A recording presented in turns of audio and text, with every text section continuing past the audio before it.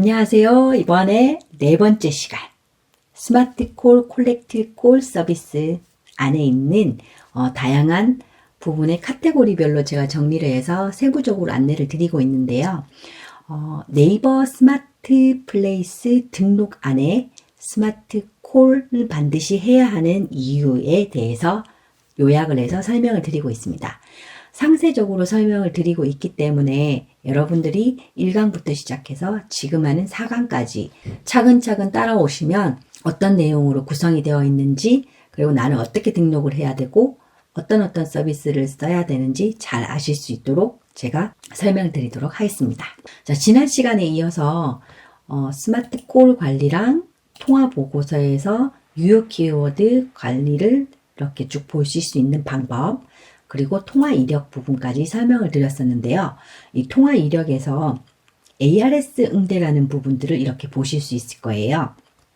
예를 들면 뭐 고객 하나 둘 셋 넷 다섯 여섯 명, 하나 둘 셋 넷 다섯 여섯 일곱 여덟 10명 중에 한 명, 5명 중에 한 명, 5명 중에 한 명, 5명 중에 한 명, 5명 중에 한 명, 5명 중에 한 명, 이런 식으로 해서 ARS 응대만 하고 끊었어요.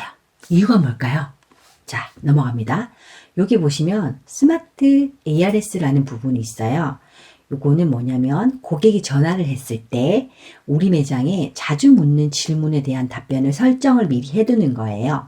그러면 이 ARS 버튼으로 주차 안내 정보라든지 영업시간 정보라든지 기타 등등을 미리 세팅을 해서 고객이 필요한 정보를 실제로 전화를 받는 부분까지 안 들어도 알 수 있는 거예요. 자, 한번 들어가 볼게요. 쿵쾅쿵쾅 소리는 우리 집 고양이들 소리랍니다. 자, 스마트 ARS 부분 들어가서 이렇게 보시면 기본 안내, 요거는 고정값이에요. 안녕하세요. 땡땡땡의 스마트 ARS입니다. 예를 들면 여기에다가 우리 매장 정보를 적어둘 수 있겠죠. 안녕하세요. 우리 집은 대구 1등 바닷가 횟집 땡땡땡입니다. 라고 하실 수도 있고요. 여기에 보이는 이벤트 내용 보이시죠? 여기에 이번 한 달 아니면 혹은 오픈 기념 혹은 추석날 이렇게 등등 해서 멘트를 여기에 눌러가지고 수정을 하고 업체명도 듣고 미리 듣기도 하고 배경 음도 설정을 했다가 안 했다가 이렇게 하실 수 있어요. 그리고 우리 집이 예약을 받고 있는 매장이다 하면은 이렇게 예약 문자를 먼저 받도록 1번, 아니면 이 예약 문자 발송 동의를 위아래로 바꾸고 싶으면 이런 식으로 설정을 해둘 수가 있겠죠. 지금 얘는 원래대로 올릴게요, 제가. 그리고 여기 영업시간 안내 정보를 들으면 ARS에서 2번을 누르세요. 그럼 우리 집 시간 이렇게 멘트 수정까지 똑같이 하실 수 있고, 이런 정보들은 실제로 없애고 또 넣고 이렇게 또 하실 수가 있어요. 필요한 정보값만 같이 불러오셔도 되는 거죠. 이렇게 다시 원래대로 해놓고, 주차 정보. 사실 어디 매장에 가려면 우리가 주차를 할 수 있는지 없는지 잘 모르잖아요. 전화해서 물어보고 할 수 있는데 이런 부분들이 해결이 된다는 거죠. 주차 안내 정보. 그리고 이제 주소 다시 한번 보내주시겠어요? 혹은 검색해야 되는 부분들을 불필요하게 안 할 수 있고, 문자로 발송되니까 나한테 문자로 보내주니까 얼마나 편해, 그죠? 그리고 마지막 즉시 전화 연결, 이거는 이제 매장에 있는 사람이 전화를 받는 거죠. 이런 부분들도 이 부분을 맨 앞으로 끌어낼 수도 있고 아닐 수도 있고 이렇게 바꾸실 수 있어요. 이렇게 해서 ARS 테스트를 한번 해보세요. 그러면 안내 멘트가 어떻게 들리는지 쭉 들을 수 있고, 이런 부분은 수시로 정정이나 수정을 할 수가 있어요. 그렇게 해서 여기 부분에 ARS 설정을 꼭 눌러주셔야 여기 적용 중이라고 표시가 됩니다.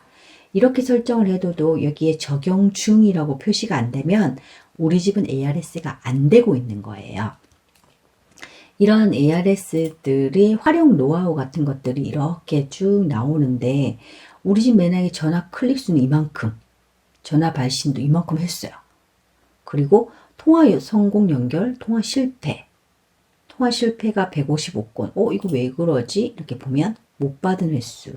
이거 못 받는 거는 바빠서 그럴 확률이 굉장히 높습니다. 이 매장이 예약도 많고 바쁘기 때문이죠. 아니면 뭐 브레이크 타임 시간에 전화가 걸려온 횟수가 많았는데 내가 뭐 2차 연결 번호나 기타 번호에 연결을 안 해서 놓친 경우가 있을 수도 있다는 거예요. 그리고 통화 성공률은 뭐 74%꽤 높은 편이고요. 이렇게 해서 보실 수 있고 ARS 응대 비중이나 통화 연결 비중 같은 거를 이렇게 분석을 할 수가 있어요. 이렇게 ARS를 하는 이유 중에 가장 큰 이유는 맨날 물어보는 영업시간 정보, 주차 정보, 뭐 예약 문자 어떻게 받고 예약은 어떻게 해요 하는 것들은 매장에 있는 직원들이 똑같은 말을 응대하기 때문에 스트레스 받기 쉽습니다. 그리고 이 전화 받는 것 때문에 한 사람 비용을 이 부분으로 어느 정도 해결을 할 수가 있어요. 그래서 ARS 멘트가 필요한 매장, 이런 매장들은 제가 따로 ARS 부분을 다 컨설팅을 해드려서 이렇게 세팅을 해두면 한 사람이 받을 혹은 아르바이트생 한 명분의 일을 얘가 대신하는 거죠. 얼마나 편해요. 그래서 이렇게 할 수 있고요. 네이버 예약 링크가 문자로 가기 때문에 예약 어떻게 해요? 예약하면 뭐 매장에 뭘 준다던데 예약하는 방법도 잘 모르고 모두 잘 몰라요. 그러면 예약 발송 버튼 눌러서 그거 누르시면 어떻게 예약하는지 바로 보이실 겁니다. 이렇게 안내가 쉽겠죠. 이렇게 해주시면 되고 이런 모든 부분들도 다 무료입니다. 그래서 이런 부분들을 무조건 쓰시는 걸 저는 좀 추천을 해드리는 편이에요. 이렇게 해서 스마트 콜 관리 부분에 대해서 한번 알아봤는데요. 어때요? 이렇게 많은 정보를 담고 있는 이렇게 편리한 서비스를 갖다가 그냥 지나치실 건가요? 네이버에서 걸려온 전화입니다. 라는 부분으로 통해서 고객이 네이버를 보고 전화를 왔구나. 우리 매장이 지금 이렇게 검색이 잘 되고 있구나. 라고 생각하는 부분들도 더 늘리실 수 있고요. 홍보가 잘 되고 있구나 라는 것들도 간접적으로 경험을 해보실 수 있습니다. 그리고 통화 보고서를 통해서 우리 집으로 실제로 전화가 많이 오는 매체 서비스를 구분을 하실 수가 있고요. 전화가 많이 오는 키워드들로 인해서 유효 키워드를 놓치지 않도록 구성을 할 수가 있어요. 그리고 통화 이력을 보면서 고객 정보 데이터를 수집해서 이 고객이 걸려온 고객 정보로 고객 등록을 해서 다양한 매체를 누적시켜서 고객들에게 한 번에 서비스할 수 있는 안내 멘트, 즉 우리가 유료로 써야 하는 플러스 친구 이런 것들도 유도를 해서 말씀을 드릴 수 있고 추석 때 이벤트라든지 선물 같은 거 있다든지 이런 것들도 문자 메시지 단체로 보낼 수 있는 몇천 건씩 보낼 수 있는 그런 서비스 한 번에 보낼 수 있어요.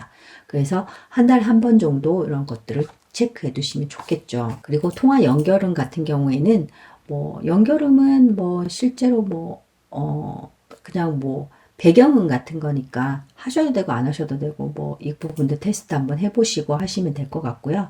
통화 연결음 문구 같은 것도 이렇게 지금은 기본 통화음 연결음 설정은 적용해 놓지 않고 저희가 조금 바꿨어요. 그래서 이런 부분들 해놨고 어떤 이제 대표님 같은 경우는 예를 들어서 바닷가재 우리 집은 바닷가재 이런 식으로 설정을 하고 싶다 하셔서 그런 식으로 설정을 해드린 매장도 실제로 있습니다. 그게 굉장히 기억에 많이 남으셨다 하더라고요. 그래서 이렇게 해서 귀여운 음악, 평화로운 음악 이렇게 해서 세팅을 이렇게 하실 수가 있어요. 그리고 시간 지정 통화 연결음 해서 전화를 받을 수 없을 때 이럴 때는 브레이크 타임 같은 경우겠죠. 그럴 때는 요렇게 시간을 정해가지고 설정하기 들어가셔서 설정하면은 그 부분들이 안 나올 거니까 통화 연결음 부분 체크하시고 ARS 부분 어떻게 하는지 이제 실제로 한번 해보시고 테스트하고 ARS 설정하고 그 다음에 활용 노하우까지 살펴봤습니다. 자, 지금까지 스마트콜, 콜렉트콜 서비스를 이용해야 하는 이유에 대해서 숙 대표가 설명드렸습니다. 감사합니다. 다음 시간에는 네이버 예약에 관해서 상세하게 풀어보는 시간을 가지도록 하겠습니다. 감사합니다.